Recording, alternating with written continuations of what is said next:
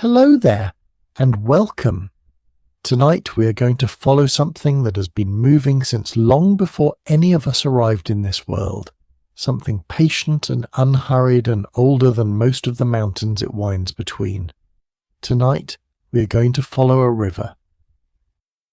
Not any one river in particular, though we will visit many before this night is through.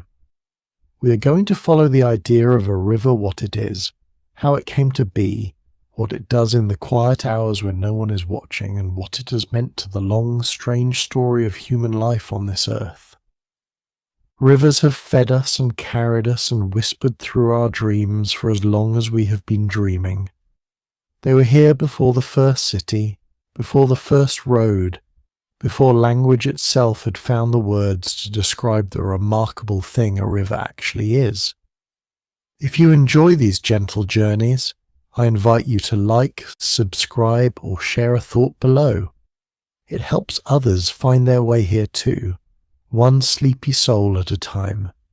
Now, wherever you are tonight, I'd like you to let your shoulders drop just a little. You don't have to hold them quite so high.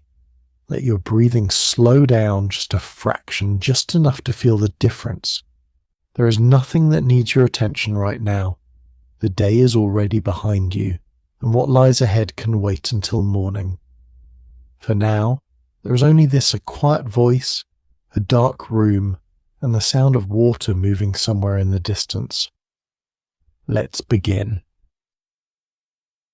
Rivers begin as almost nothing.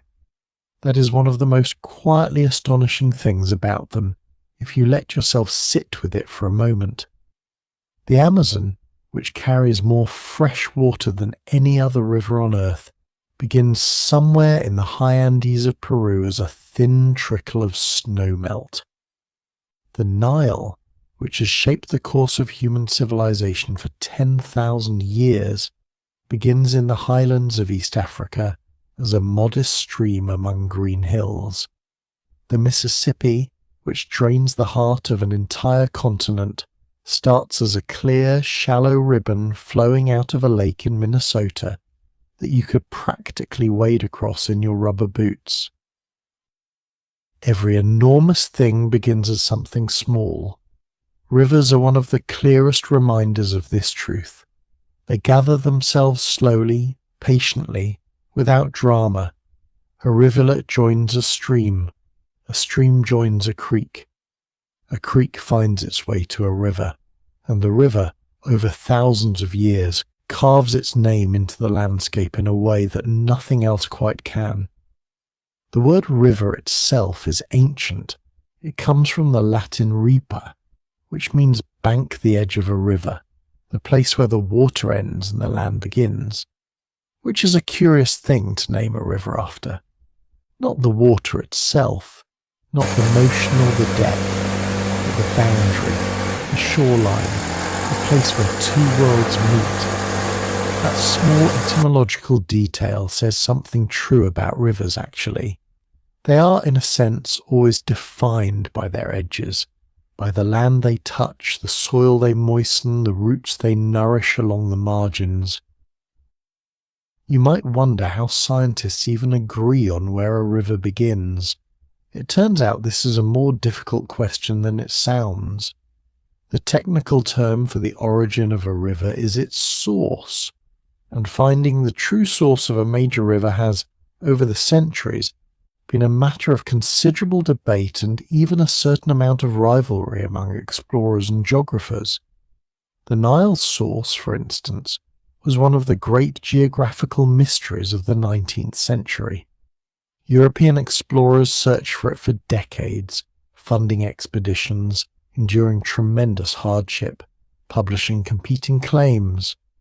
Richard Burton and John Hanning Speke, two extraordinary Victorian explorers, famously disagreed about which lake in East Africa deserved the honour. Their argument outlasted their friendship and arguably contributed to Speke's early and mysterious death. The question of where a river truly begins is philosophically interesting too. Is the source the highest point of the furthest tributary? Is it the place where water first flows consistently year-round? Is it defined by the volume of water, or by geography, or by some combination of both? Different countries and different scientific traditions answer this differently. The Amazon's longest tributary was not confirmed until a research expedition in 2001, which pushed the official source of the river further into the Peruvian mountains and made it definitively longer than anyone had previously measured. In a sense, even today, we are still learning where rivers begin. What a river does to the land it crosses is one of the great slow stories of this planet. The process is called erosion, a word that comes from the Latin erodere, meaning to gnaw, and that is precisely what a river does. It gnaws. Slowly, almost imperceptibly, it gnaws at the rock beneath it, wearing it down grain by grain, particle by particle, over time scales that are difficult for a human mind to hold comfortably. The Colorado River, for instance, carved the Grand Canyon over a period of approximately 5 to 6 million years. That is not a typo. 5 to 6 million years of patient, persistent water moving across stone, and the result is a chasm 277 miles long, up to 18 miles wide, and over a mile deep. The Colorado did not hurry. It simply continued. When you look at the Grand Canyon walls, you are looking at a geological record that spans nearly 2 billion years. The oldest rocks at the canyon's floor are some of the most ancient exposed rock on the surface of the earth. Each layer tells a chapter in the story of what this land used to be: a shallow sea, a desert, a floodplain, a forest floor. Rivers don't just flow across the landscape. They reveal it. They open it up like the pages of a book, one slow layer at a time. It is worth pausing here for a moment. If you feel your body beginning to grow heavy, let that happen. You don't need to follow every detail of what I'm saying. Let the words simply move around you like water around a stone, soft and continuous, finding its own shape.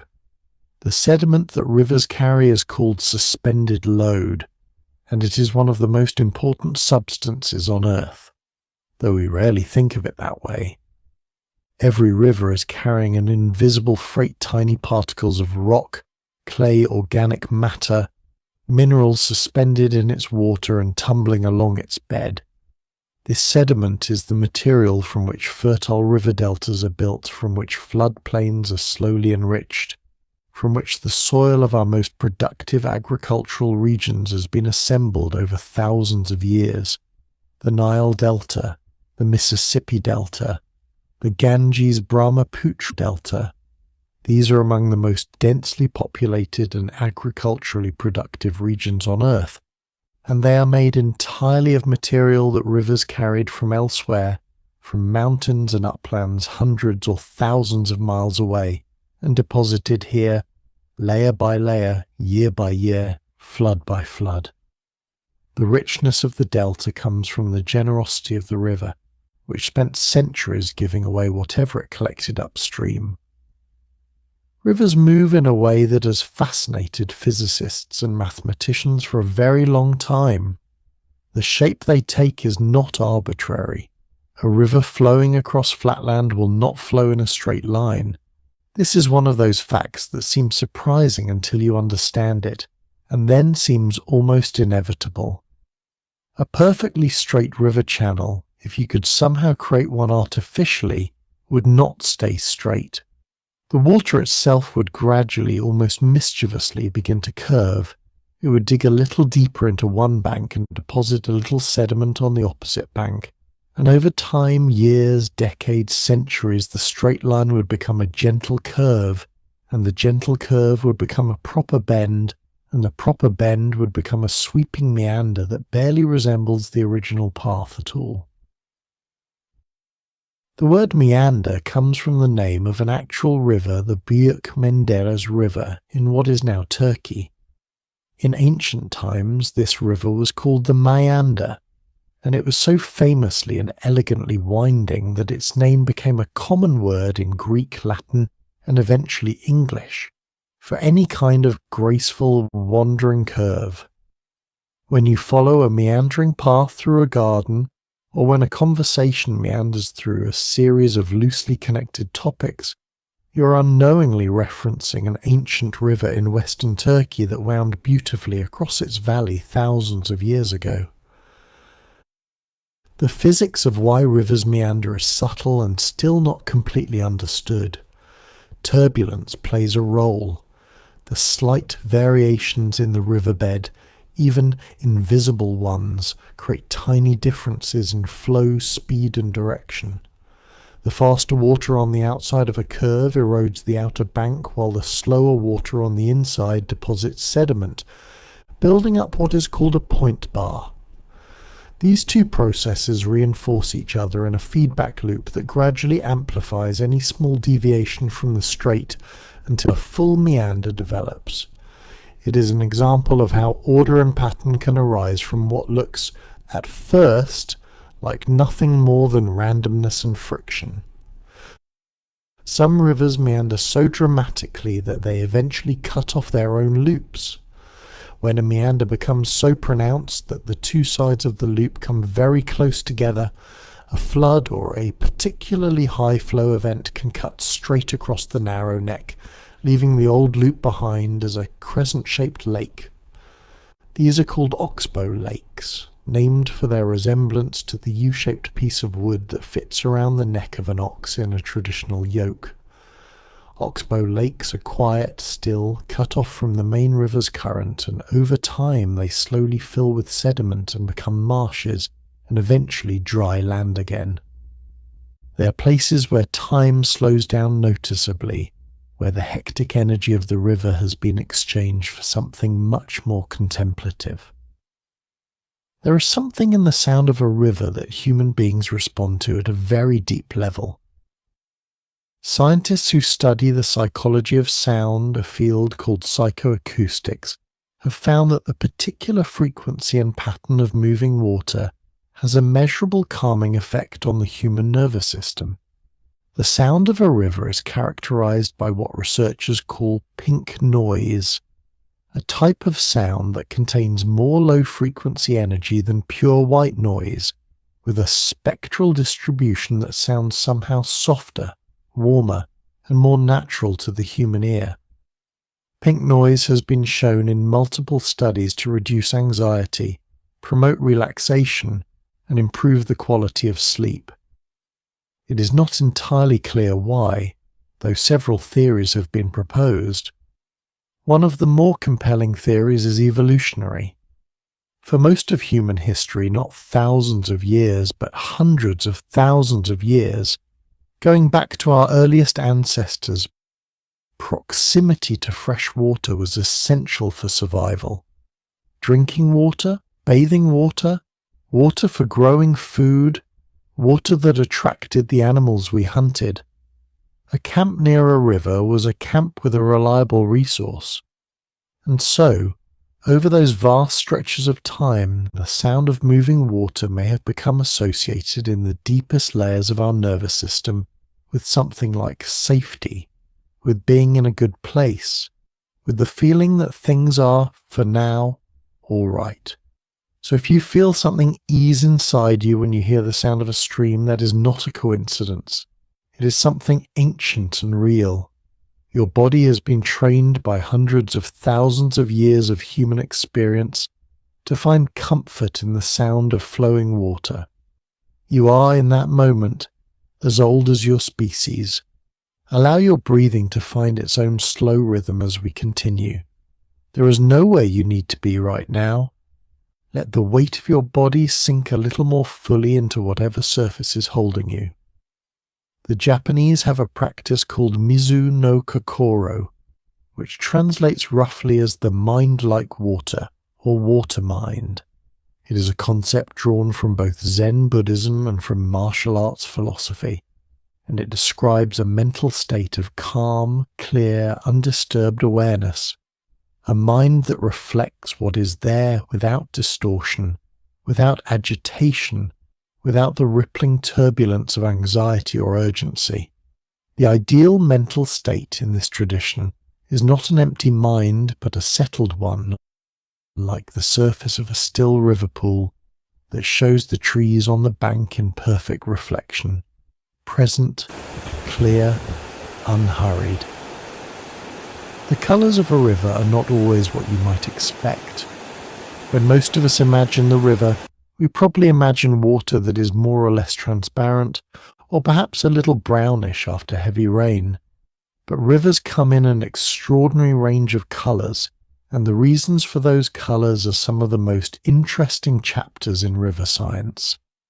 The Rio Negro, one of the Amazon's largest tributaries, is dark as strong tea.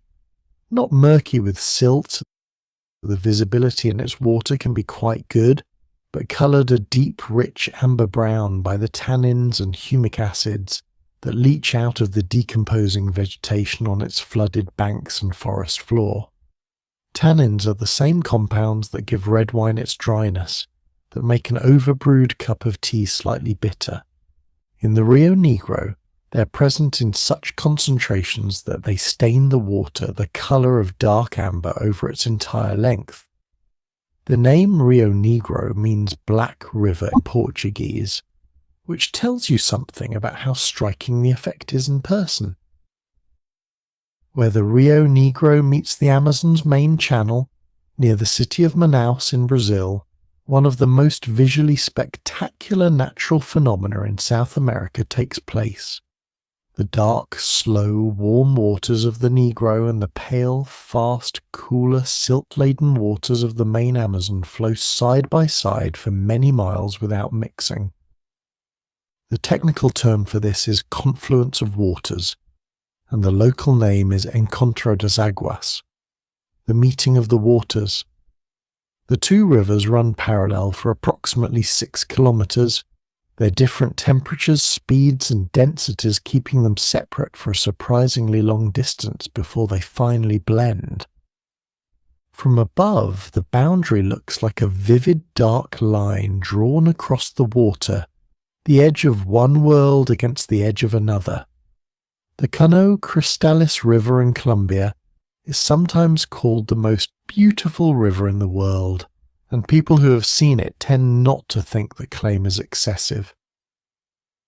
For a few weeks each year, between July and November, when the water level is just right, not too high, not too low, a phenomenon occurs that makes it look as though the river is on fire.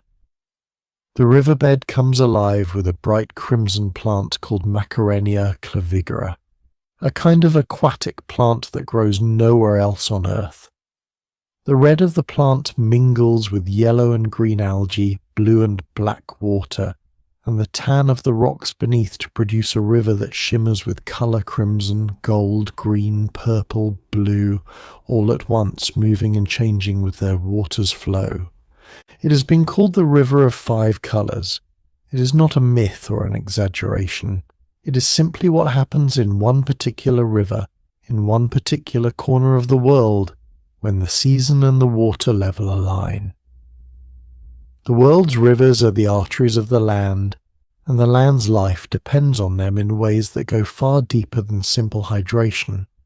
Salmon know this, or rather, salmon enact it in a way that is difficult to witness without feeling something close to awe, even for someone who tends to think of fish as fairly unremarkable creatures. The life cycle of a Pacific salmon is one of the most extraordinary circular journeys in the natural world, and it is entirely organized around rivers.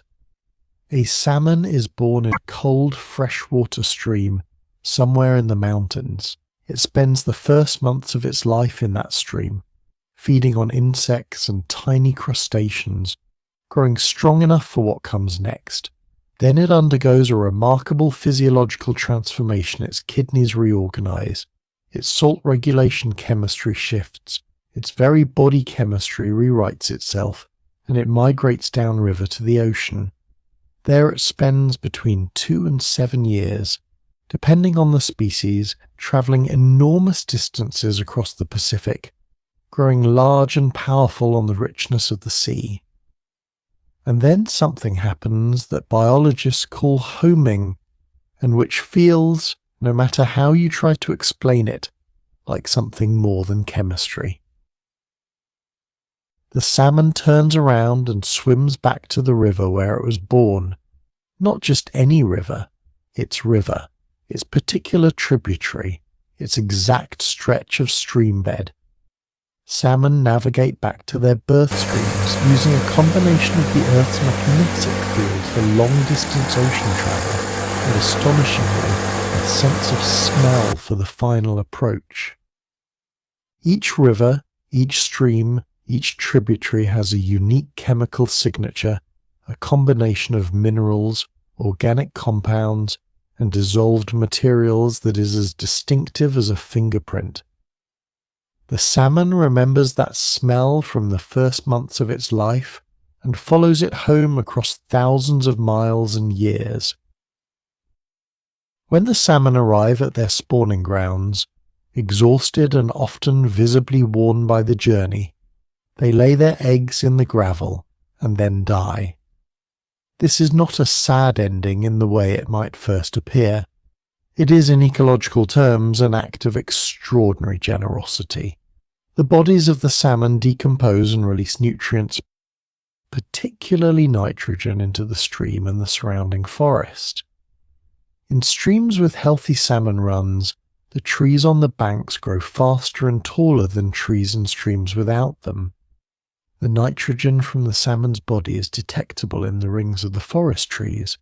The forest is, in a very literal sense, made partly of salmon, made partly of ocean, brought home by a fish that remembered where it came from.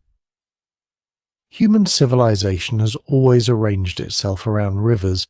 This is not a coincidence, and it is not merely about drinking water or irrigation, though those things matter enormously. Rivers provided something else as well, something that may be even more fundamental to the story of civilization. They provided movement. Before roads, before railways, before any of the infrastructure we take for granted, rivers were the highways of the ancient world.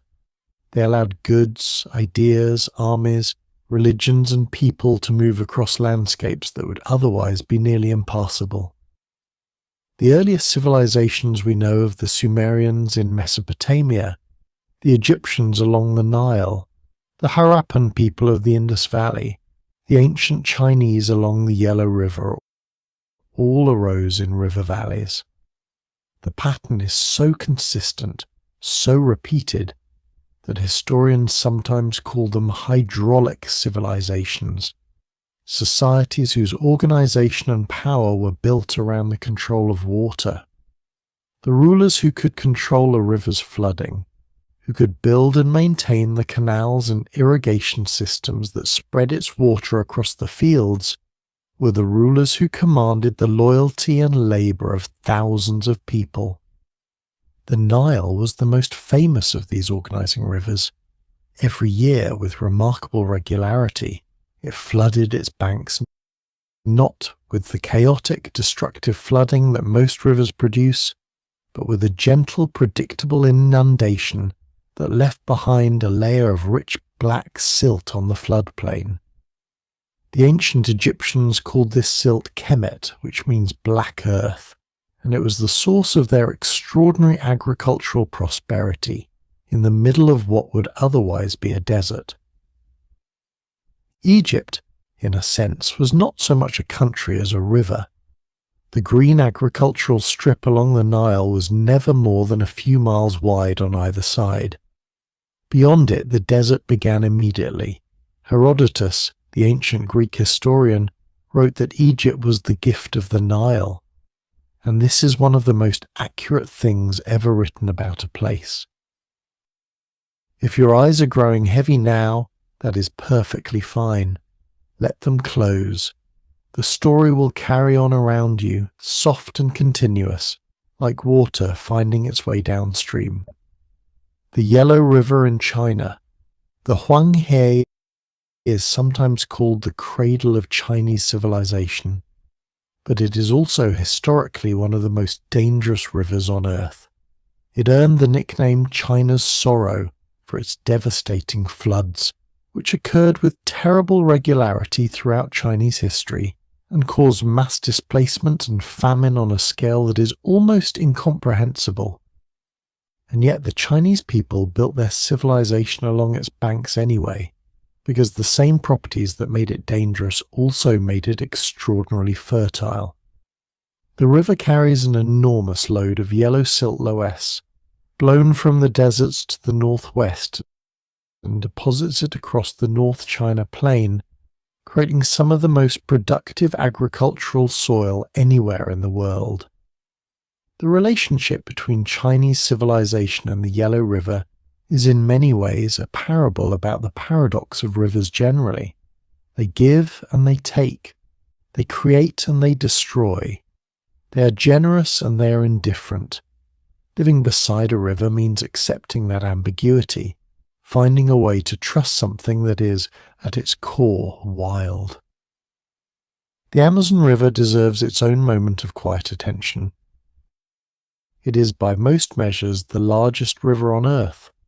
Not the longest, that distinction may belong to the Nile, depending on how you measure, but the largest by volume, carrying roughly 20% of all the fresh water that flows from land into the world's oceans. 20% from one river. The Amazon discharges so much fresh water into the Atlantic Ocean that sailors approaching the mouth of the river have been able to scoop drinkable water from the sea while still out of sight of land, because the river's outflow pushes fresh water hundreds of kilometers into the ocean before it finally disperses. The Amazon basin, the enormous lowland that drains into the river and its tributaries, is roughly the size of the continental United States. The rainforest that covers most of it is often called the lungs of the earth, because it produces an enormous fraction of the world's oxygen and absorbs an enormous fraction of its carbon dioxide. But the Amazon is also, in a very literal sense, a weather-making system. The trees of the Amazon release so much water vapor through a process called transpiration that they create their own rainfall. The moisture that falls as rain on the forest is largely recycled moisture that the forest itself has released. The Amazon, in a sense, rains on itself. The scientists who study this describe the moisture cycling as flying rivers, vast invisible rivers of water vapor moving through the atmosphere above the forest, carrying as much water as the physical river below. The river itself supports a biodiversity that staggers the imagination. Approximately 3,000 species of fish have been identified in the Amazon basin, more species of freshwater fish than anywhere else on Earth, more than in the entire Atlantic Ocean. New species are still being discovered regularly. In 2014, researchers described the arapaima, one of the world's largest freshwater fish, and found that what had previously been classified as a single species was actually 4 distinct species, similar enough in appearance that biologists had not noticed the differences for over a century. The Amazon still holds secrets that science has not yet found words for.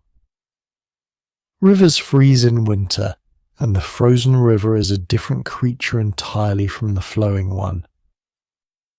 In the far north, in Siberia, in Canada, in Alaska, rivers freeze from the surface down, their surfaces becoming thick enough to drive vehicles across while the water continues to flow slowly beneath the ice.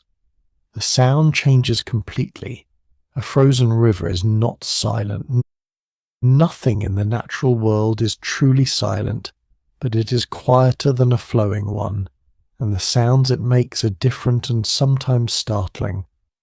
Ice groans and ticks and cracks as temperatures shift. On clear cold nights, a frozen river can produce sudden explosive booms as the ice contracts in the cold, a sound that people who have heard it for the first time describe as alarming until they learn what it is. Spring breakup on a northern river is one of the most dramatic seasonal events in the natural world, and one that is unfortunately rarely witnessed by most people. As temperatures rise in spring, the ice on a large river doesn't simply melt quietly away, it breaks. The river, swollen by snowmelt, begins to push against the ice from beneath. Somewhere upstream, a section of ice cracks and begins to move, then another, then another. The broken ice pans are carried downstream, grinding against each other, piling up in jams at bends and narrows. An ice jam on a large northern river can raise water levels by 10 or 15 meters in a matter of hours, flooding areas far above the normal floodplain. When the jam finally breaks, and it always breaks, eventually the release is like a slow-motion explosion, a wall of water and ice moving downstream, clearing everything in its path. The Yukon River breakup has been carefully observed and recorded by the residents of the town of Nenana, Alaska, for over a century. Each spring a tripod is placed on the ice of the Tanana River, a Yukon tributary, and connected by a line to a clock on shore. When the ice moves and the tripod shifts, the clock stops and records the precise moment of breakup. This has been going on every year since 1917, creating one of the longest and most precise records of ice breakup dates anywhere in the world. Climate scientists have used this record to document the gradual earlier arrival of spring breakup over the 20th and 21st centuries, a quiet, precise, century-long demonstration of how the world's rivers respond to changes in the atmosphere above them. There is nothing you need to hold on to right now. Let your shoulders drop a little if they have risen. Let your breath move in and out without any effort at all. You have come a long way through these river valleys tonight, and there is more yet to see, but there is no rush. The river is patient. The Mississippi River is, in many ways, the defining American river, not because it is the most beautiful, or the most remote, or the most biologically remarkable, but because it has been so deeply woven into the culture, the economy, the mythology, and the imagination of the country, that it is almost impossible to separate the river from the story of America itself. The Mississippi drains 31 states and 2 Canadian provinces. Its basin covers approximately 40% of the land area of the contiguous United States.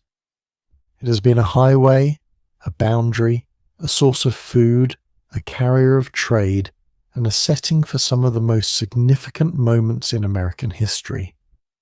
The Civil War was, in one important strategic sense, a war for control of the Mississippi. Control of the river meant control of the commerce of the interior of the continent.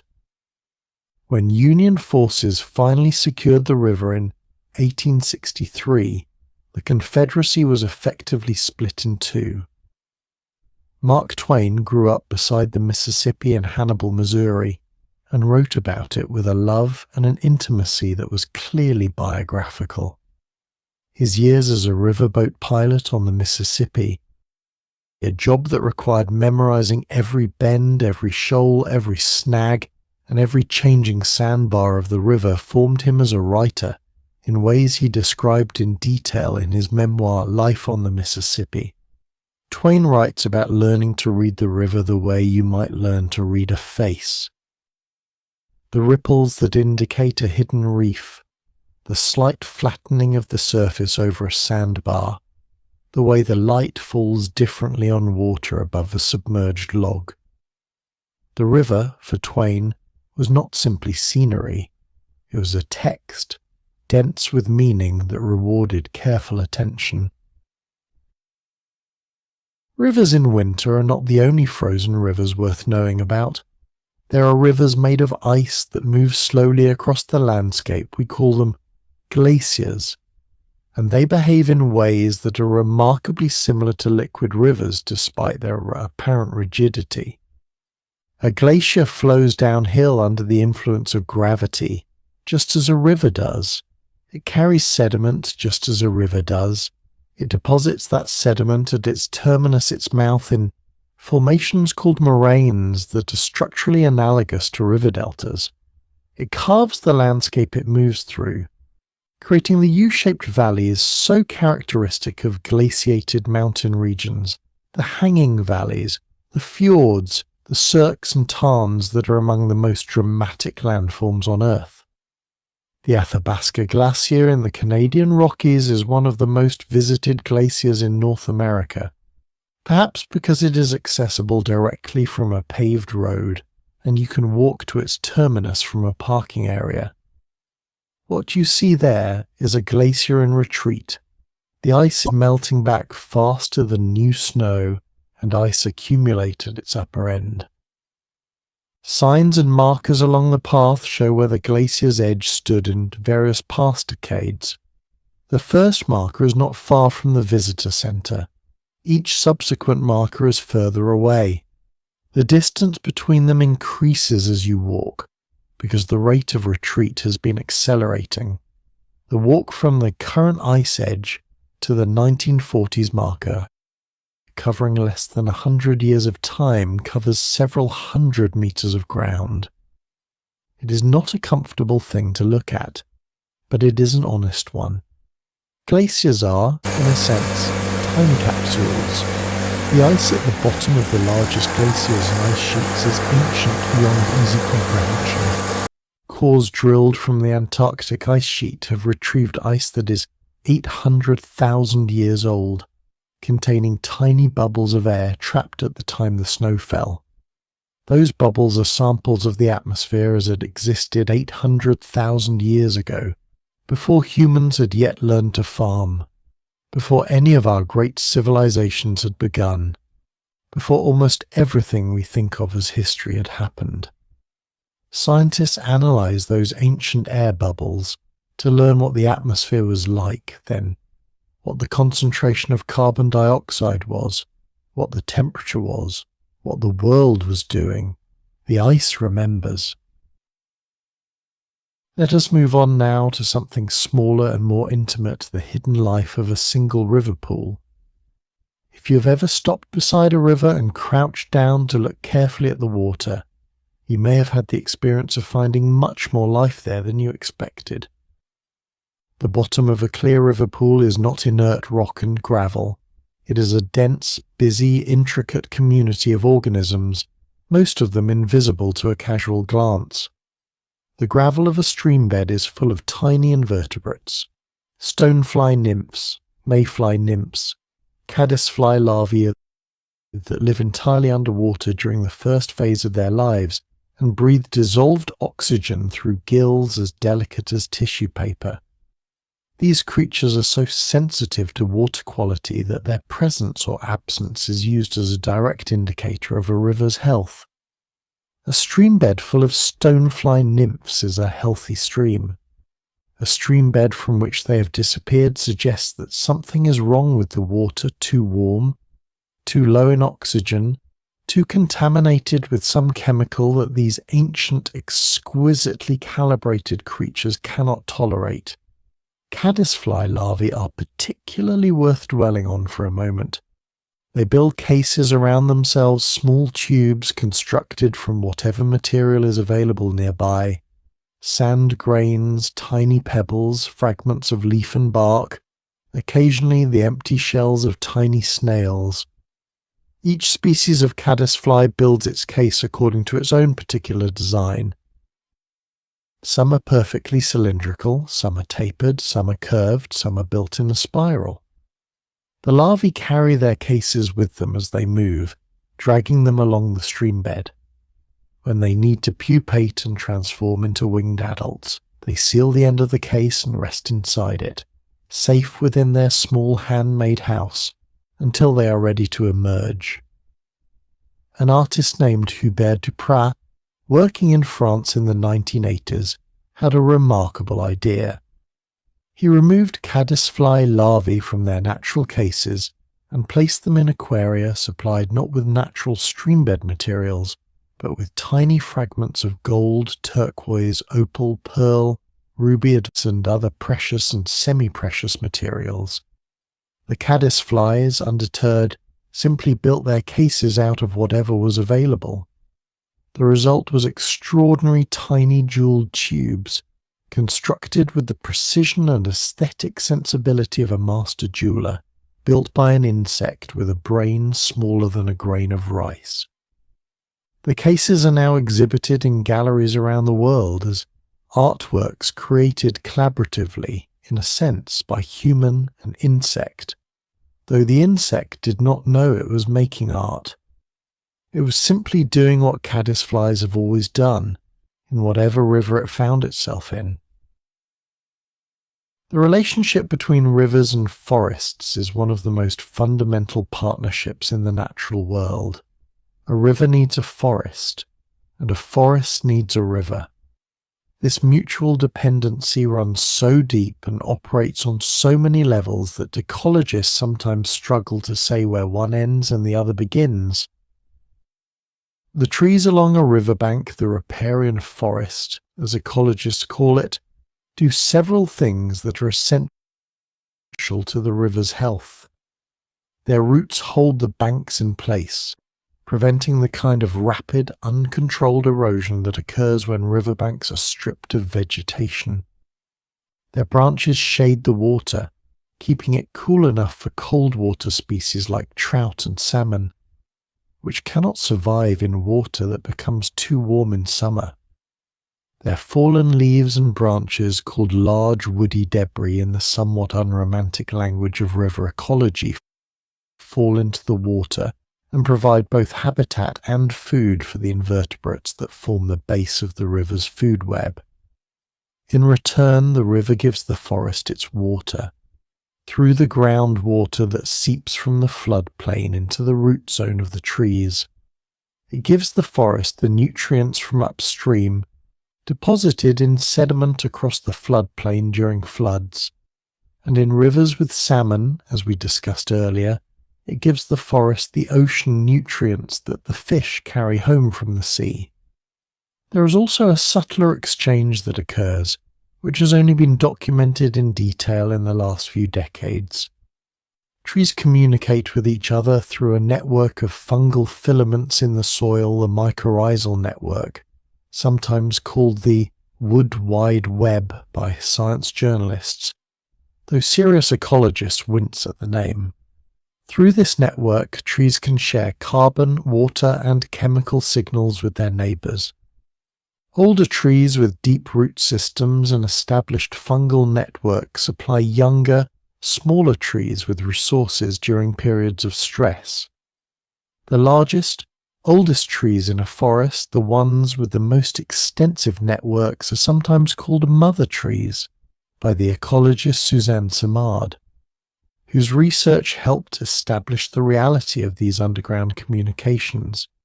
Rivers, in this network, are corridors not just for water and fish, but for the entire connected community of life that depends on them. A healthy river valley is not simply a strip of water between two strips of trees. It is an integrated system, a living whole, in which every element is connected to every other element by relationships, both visible and invisible. There is something about a river at night that is worth pausing to imagine. A river at night is different from a river in daylight.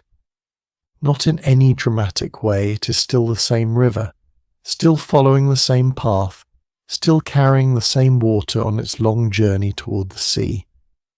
But the quality of the experience changes completely. The visual information falls away, and what is left is primarily sound and sensation. The voice of the river becomes more prominent, more present, more detailed in the dark. You notice the different voices within it, the quick, bright chatter of a riffle, the lower, steadier conversation of the deeper pools, the occasional small splash or gurgle that might be a fish or a frog, or simply a bubble of air rising from the sediment on the bottom. The animals that live along rivers often change their behavior at night in ways that most of us never have the opportunity to observe.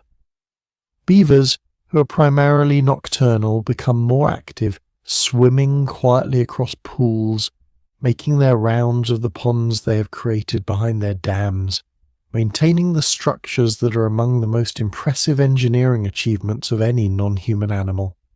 Herons, which hunt by sight during the day, roost in trees along the bank. Otters, which are active at various times of day and night depending on conditions, may be sliding in and out of the water with their characteristic fluid energy. Insects hatch from the water at night in extraordinary numbers.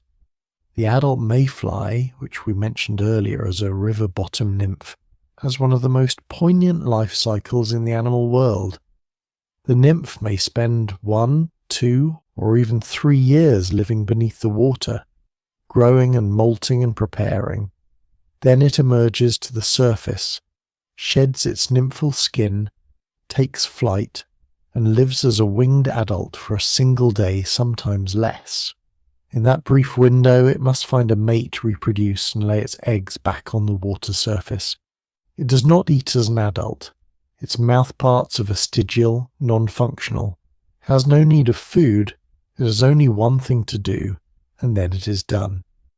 Mayfly emergences when many individuals hatch simultaneously from a river on a warm summer night can be so massive that they show up on weather radar.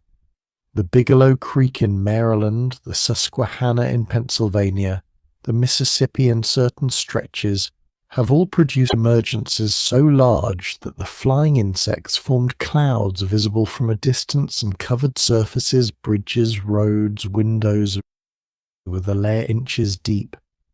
People who witness a major mayfly hatch for the first time describe it as one of the strangest and most startling things they have ever seen. And then, within a day, it is over. The mayflies are gone. The river is quiet again. The cycle prepares to begin anew. You are in no hurry, neither is this world we're exploring together.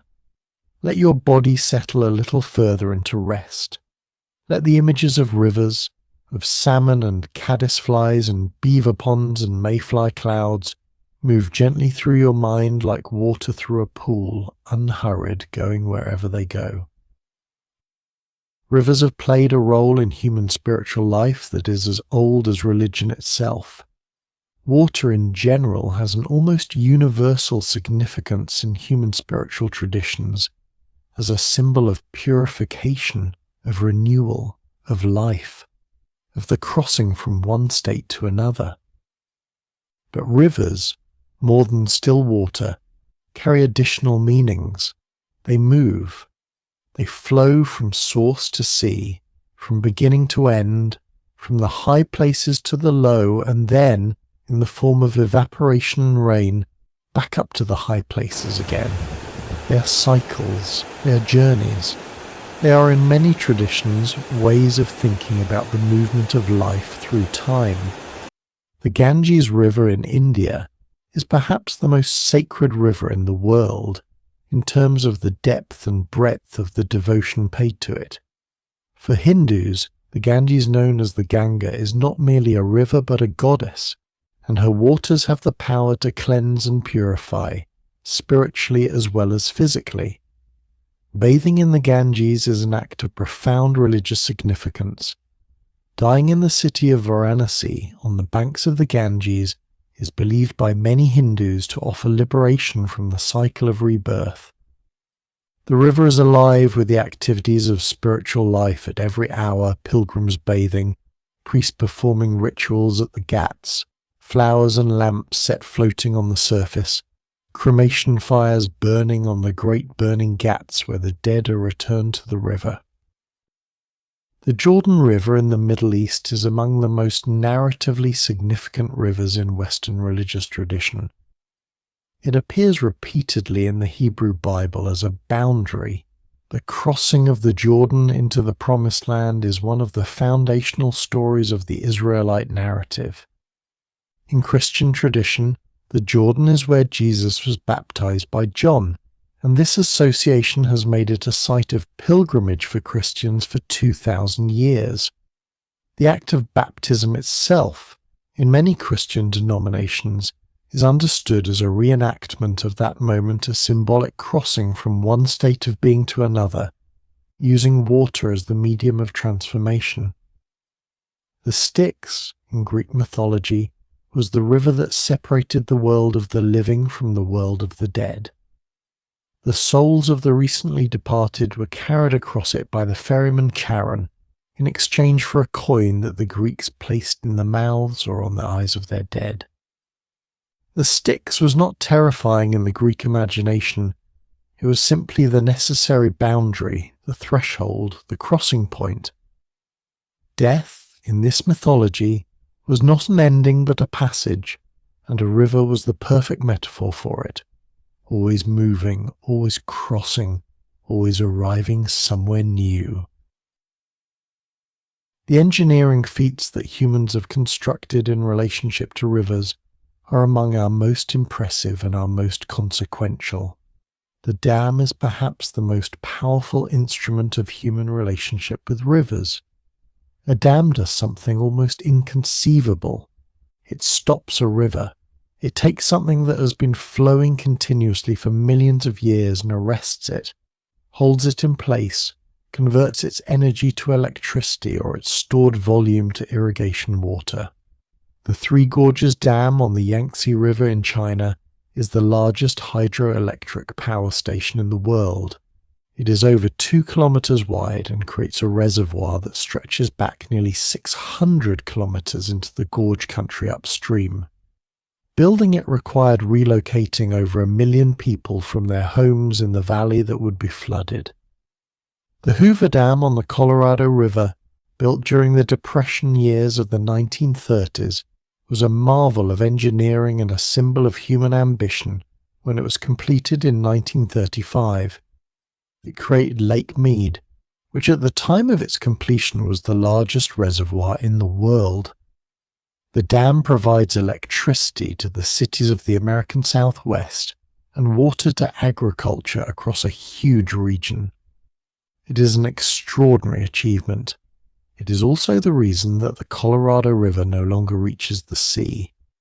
So much of its water is diverted to cities and farms along its length that the river dwindles to nothing before it reaches its delta in Mexico. The delta, once a vast wetland ecosystem of extraordinary biological richness, is largely dry now. The river has been stopped at the border, in effect, by the cumulative weight of human use upstream. This is one of the tensions that runs through the entire story of human civilization and rivers. Rivers give us so much water, food, transport, energy, beauty, and we ask so much in return. The balance between what we take and what we allow to remain is one of the central ecological challenges of our time. There are rivers being restored and rewilded in various parts of the world, dams being removed to allow the water to flow freely again, and fish to move, and river ecosystems to rebuild themselves. These restorations are slow and complicated and imperfect, but they are happening. From here the story shifts to something smaller again, the way a river smells. Smell is the most ancient of our senses, evolutionarily speaking, and it connects most directly to memory and emotion in ways that the other senses do not quite replicate. The smell of a river is distinctive and complex, and people who have grown up near rivers often report that a particular river smell encountered unexpectedly in adult life can transport them back to childhood with a vividness that surprises them. What gives a river its smell? Several things. The dominant note in most clean rivers is a compound called geosmin, a word from the Greek for earth smell, which is produced by certain bacteria that live in soil and in water. Geosmin is what gives freshly turned earth its characteristic smell after rain. It is also present in the water and mud of rivers, and it is one of the components of the smell that many of us recognize as distinctively outdoorsy or watery. Humans are extraordinarily sensitive to geosmin. We can detect it at concentrations of a few parts per trillion, which is a vanishingly small amount. Our sensitivity to it is thought to be, again, evolutionary.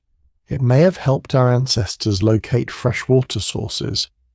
A river also smells of its organic content, the decomposing leaves and plant matter that give its water a slight earthiness, the algae that grow on its sunlit rocks and produce their own subtle chemical signatures.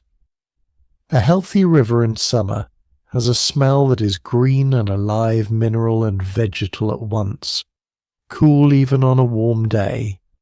A polluted river smells wrong in ways that are immediately recognizable, because our noses know what river is supposed to smell like, even if our conscious minds cannot always articulate the difference. There is something in the way a river bends that speaks to something deep in the human sense of beauty.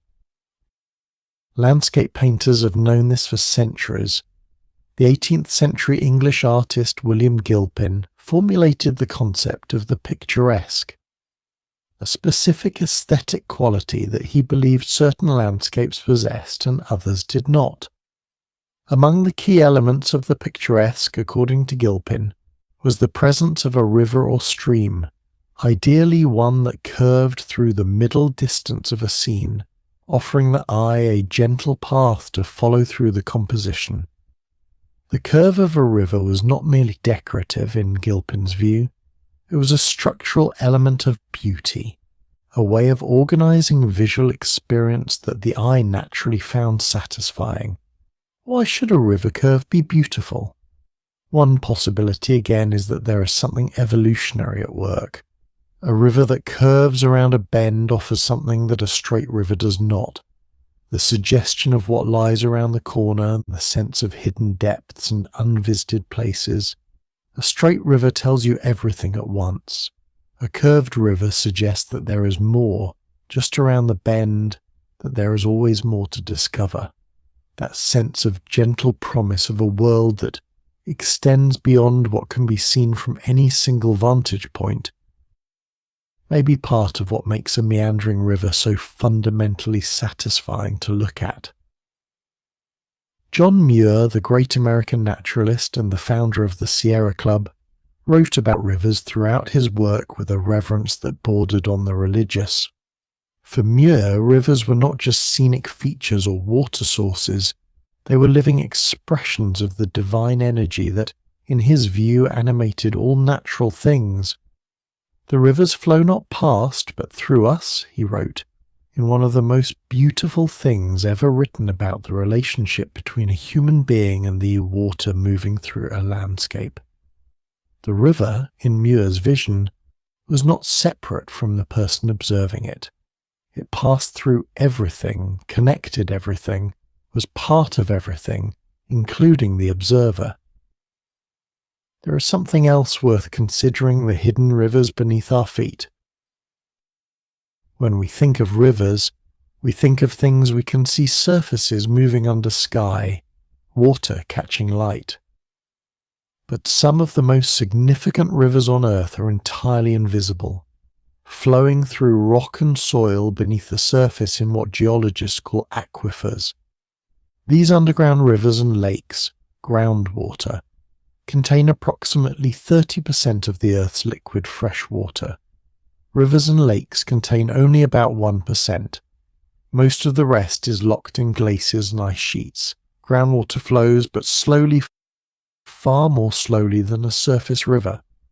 Water that percolates down through the soil and enters an aquifer may take years, decades, centuries, or even millennia to travel through the rock and emerge again as a spring or be drawn up by a well. The water you might pump from a well in the Great Plains of the United States was likely rain that fell during the last ice age, which ended roughly 11,000 years ago. When you drink that water, you're drinking ancient rain. The Ogallala Aquifer, which underlies 8 states in the central United States and supports a large fraction of American agricultural production, is one of the largest known aquifers in the world. It has been drawn down significantly since widespread irrigation began in the mid-20th century, because farmers pump water from it faster than it is naturally replenished. The water in the deep portions of the Ogallala fell as rain during the Pleistocene before the end of the last ice age, and it is simply not being replaced on any timescale that is meaningful to human civilization. When it is gone, much of the agricultural economy of the central Great Plains will have to change, fundamentally and permanently.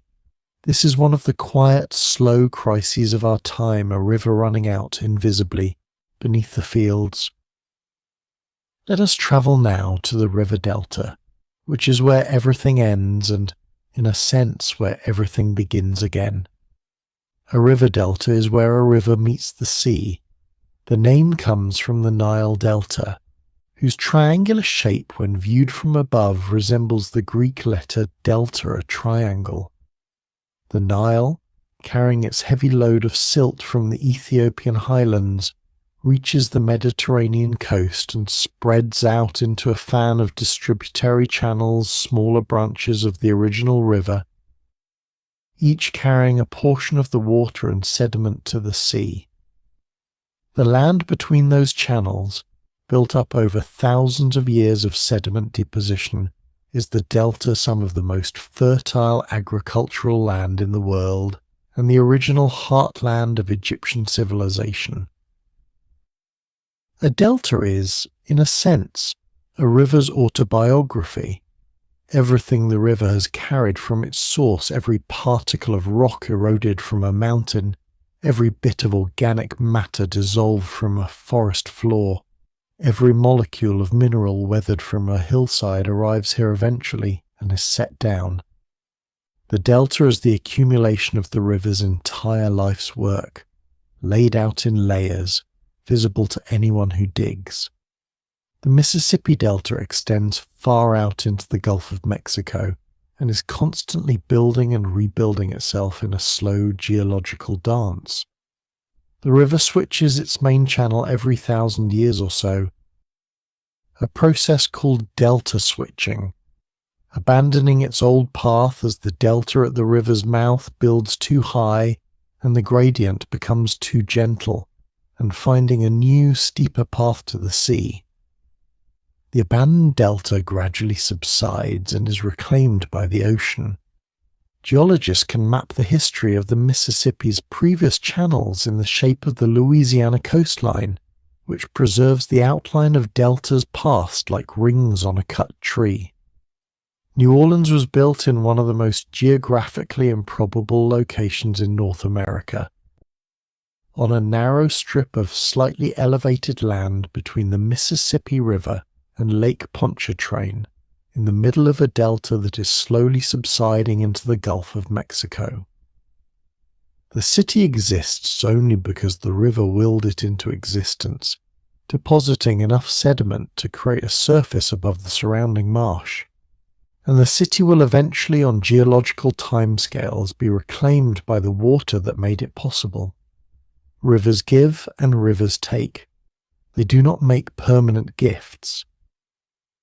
The Amazon Delta is something else entirely. The Amazon does not, strictly speaking, have a single delta in the traditional sense. Instead, it meets the Atlantic Ocean through a complex system of channels, islands, and estuaries that stretches for hundreds of kilometers along the Brazilian coast. The island of Marajo, at the mouth of the Amazon, is approximately the size of Switzerland, and it is a place of extraordinary natural strangeness, seasonally flooded, inhabited by enormous water buffalo, brought there by Jesuit missionaries in the 18th century and now running wild, and home to some of the most diverse bird life in the Americas. The force of the Amazon's outflow is so great that it creates a tidal bore, a wave, generated by the incoming ocean tide pushing against the river's current called the pororoca, which means great roar in the Tupi language. the pororoca travels upstream for hundreds of kilometers, generating a wave that can reach several meters in height and last for over half an hour. Surfers have traveled specifically to the Amazon to ride the pororoca, a surfing experience unlike any other on Earth, riding a wave through the forest with the trees of the Amazon on either side. The record for the longest surf ride on a tidal bore over 37 minutes, covering more than 12 kilometers, was set on the Amazon's pororoca. There is a moment in the life of a river that is called the competent velocity, the speed at which a river can carry particles of a certain size. Below this speed, the river drops whatever it is carrying. Above it, the river picks up more. It is a kind of threshold, a tipping point beyond which the river's behavior changes qualitatively. This concept generalizes outward if you let it. There are thresholds in all systems, points at which a small change in one variable produces a large change in the outcome. Below a certain temperature, water is ice. Above it, water is liquid. The difference between ice and liquid is not a matter of degree, but a matter of kind. The structure and properties of the material are fundamentally different on either side of that threshold. Rivers and the physical world in general are full of these transitions, these places where gradual change suddenly becomes categorical change. The philosopher Heraclitus, who lived in Greece in the 5th century before the Common Era, made a river the center of his most famous philosophical claim. "You cannot step into the same river twice," he said, or words to that effect. The precise formulation has been debated for 2,500 years, as has the precise meaning of what he was saying. One interpretation is simply that the river is always changing new water, new flow, new configuration of the channel at any given moment. Another interpretation is deeper, that the observer is also always changing, that the person who steps in the river the second time is not quite the same person as the one who stepped in the first time. The river changes, and so do you. Heraclitus believed that change was the fundamental nature of reality, that everything was always in motion, always in flux, and that what appeared to be stable was simply change happening at a pace too slow for our perception. Fire was his preferred metaphor. Fire is never the same fire from one moment to the next, always consuming and always renewed. But he could just as easily have used a river. A river is the perfect image of something that is simultaneously always the same and always different, always itself and always becoming something new. There are rivers that disappear, not in any mystical sense, as simply rivers that flow for part of their course underground, through karst limestone landscapes, where the rock has been dissolved by acidic water into cave systems and tunnels. These are called losing rivers, or influent streams in hydrological terms. They lose water to the rock beneath them, water that flows through underground passages and may emerge some distance away as a spring, or may join the groundwater system and travel for many miles before reaching the surface again.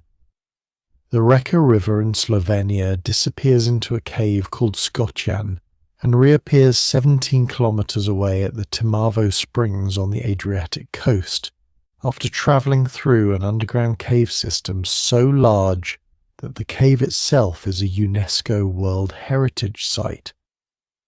Visitors can walk into Skotjan caves and look down at the river far below, flowing through enormous natural chambers in the rock, green and cold and moving through absolute darkness for most of its underground journey.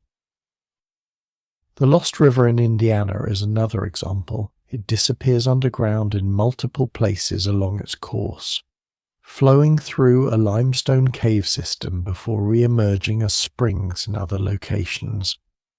The surface river, the channel visible above ground, is often dry or nearly so, while the main flow of water continues underground, invisible. Local people in the 19th century, unfamiliar with the hydrology of karst landscapes, were baffled by what they saw as a river that simply vanished and reappeared without explanation. They named it the Lost River, which is exactly what it seemed to be. Rivers have been crossed in every conceivable way throughout human history, and the bridges built to cross them are among the most beautiful and technically sophisticated structures in the human catalogue. The Romans were extraordinary bridge builders, and Roman bridges still standing across Europe 2,000 years after their construction testify to a knowledge of arch construction and material properties that was not equalled for many centuries after Rome's fall. The Pont du Gard in southern France is not a bridge in the conventional sense. It is an aqueduct, designed to carry water rather than people, but it spans the Garden River in 3 tiers of arches, rising nearly 50 meters above the river, constructed without mortar from precisely cut blocks of stone, and it is one of the most purely beautiful structures built in the ancient world. The great suspension bridges of the modern era, the Golden Gate, the Brooklyn Bridge, the Akashi Kaikyo, are beautiful in a different way, a way that reflects the aesthetic of tension and engineering rather than the aesthetic of mass and solidity. A suspension bridge spans a gap by hanging from cables, transferring the load through tension rather than compression. The deck hangs in space, apparently defying gravity, held up by cables that run to towers and then down to anchorages buried in the ground. A well-designed suspension bridge has a quality of almost biological elegance. It looks like a spider web, or a leaf's venation, or the rigging of a sailing ship. It uses the minimum amount of material to span the maximum distance. The Brooklyn Bridge, completed in 1883, was for a time the longest suspension bridge in the world, and it transformed New York City by connecting Manhattan to Brooklyn in a way that reshaped the urban geography of the entire region. Its chief engineer, John Roebling, died in a construction accident before it was finished. His son, Washington Roebling, took over, but was then incapacitated by caisson disease. Decompression sickness, suffered while working in the pressurized underwater caissons sunk to the riverbed to create the bridge's foundations. Washington directed the construction's final years from an apartment on the Brooklyn shore, watching the bridge through a telescope, communicating instructions through his wife Emily, had learned enough engineering to serve as his effective representative on the work site. The bridge that spans the East River today carries their extraordinary collaborative effort in its cable, wire and stone. Fish feel the river in ways we can barely imagine. Most fish have a sensory system that humans lack entirely: the lateral line, a row of tiny pores along each side of the body, each connected to a hair cell that detects pressure changes and vibrations in the water. The lateral line allows fish to detect the movements of other fish in their immediate vicinity, to sense the boundaries of underwater structures, to navigate in murky or dark water where vision is limited, and to detect the tiny pressure disturbances made by prey or predator before they can be seen. In a river, the lateral line is particularly important because river water is rarely still and clear. It is turbulent, changing, full of competing currents and pressure waves. A trout in a river pool uses its lateral line to maintain its position in the current, with minimal effort finding the precise spot where the hydraulics of the water create a small zone of slack current behind a rock, where the fish can rest while maintaining its heading toward the current. The fish is reading the river continuously, moment to moment, through a sense that translates pressure into spatial awareness in ways we have no direct equivalent for. It is a form of perception we can describe and measure, but cannot quite imagine from the inside. Electric fish, found in several river systems, including the Amazon, have gone even further. They generate an electric field around their bodies and sense distortions in that field caused by nearby objects. This is called electrolocation, a kind of electric radar, and it is used both to navigate and to communicate. Two electric fish can exchange information through the modulation of their electric fields in ways that are still being decoded by researchers. The Amazon again harbours extraordinary life and some of the most remarkable sensory systems ever evolved. Allow your breathing to find its own slow rhythm. You don't need to remember any of this. Just let it move around you, like water around a stone. The river is still flowing. It doesn't need your attention to keep going. It never has. The way a river sounds depends on how fast it moves and what it moves over. In a deep, slow pool, a river may be nearly silent. You can hear your own breathing above it, or the birds in the trees on the bank, or the distant sound of traffic if you're near a road. The surface might show only the gentlest dimpling from a current, barely perceptible. This silence is not emptiness. In the depths of a slow pool, life is proceeding at its own pace. Fish holding in the current, aquatic insects creeping across the bottom, water plants swaying in the drift. But from outside, from the bank, it can feel like looking at a mirror. In a riffle, a shallow rocky stretch where the water flows fast over an uneven bed, the sound is completely different. It is bright and complex and variable, a mix of frequencies from the high-pitched splashing of water over small stones to the lower, steadier sound of the current moving over larger boulders. Riffles are among the most productive habitats in a river. The turbulence keeps the water highly oxygenated. The shallow depth allows sunlight to reach the bottom and support algae growth, and the varied substrate provides habitat for dozens of species of invertebrate. A good riffle is, ecologically speaking, one of the richest places in a freshwater landscape.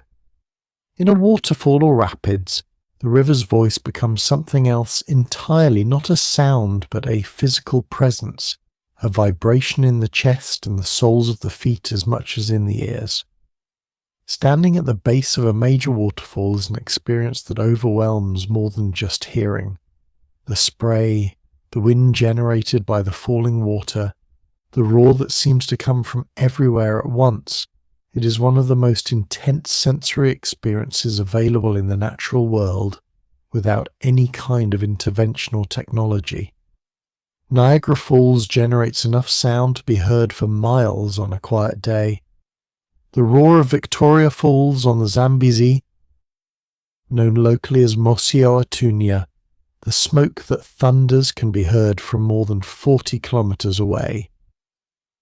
Rivers have inspired music throughout human history in ways that range from the explicitly descriptive to the deeply personal. Smetana's Vltava, from his cycle of symphonic poems about Bohemia, is one of the most famous pieces of music in the European classical tradition, and it follows the course of the Vltava River, the main river of what is now the Czech Republic, from its twin sources in the mountains, through the Czech countryside to Prague and beyond. The music begins with two flutes, crossing and interweaving to suggest two small springs merging into one stream.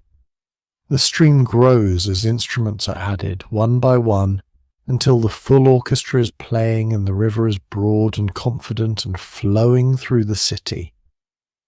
The famous main theme, the broad, singing melody that represents the river in full flow, is one of the most immediately recognizable tunes in all of orchestral music. Smetana wrote it while he was going deaf, hearing the piece more in imagination than in physical sound, which gives the composition an added poignancy if you know it. Here long enough tonight. You can go now. Sleep well and good night.